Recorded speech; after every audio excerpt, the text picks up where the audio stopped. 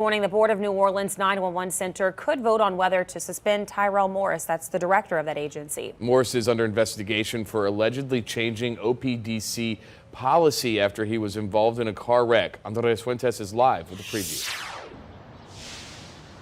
Good morning, guys. We do know for sure that at least one OPCD board member, Dr. Brobson Lutz, wants to see Director Tyrell Morris gone.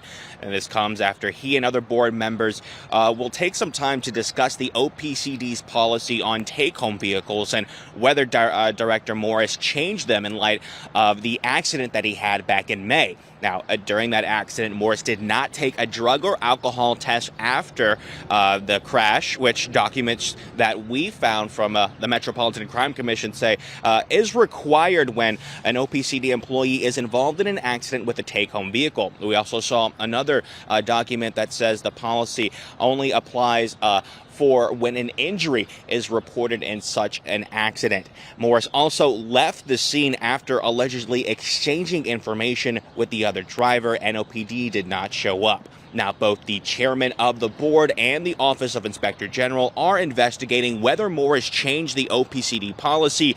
Meanwhile, Councilwoman Helena Moreno says that there needs to be some major changes here at the 911 Center. Councilmember Morell and I, have been pretty adamant at the fact that we believe that Director Morris needs to be suspended due to the severity of the allegations that he's facing, including the fact that these are criminal allegations that he's facing.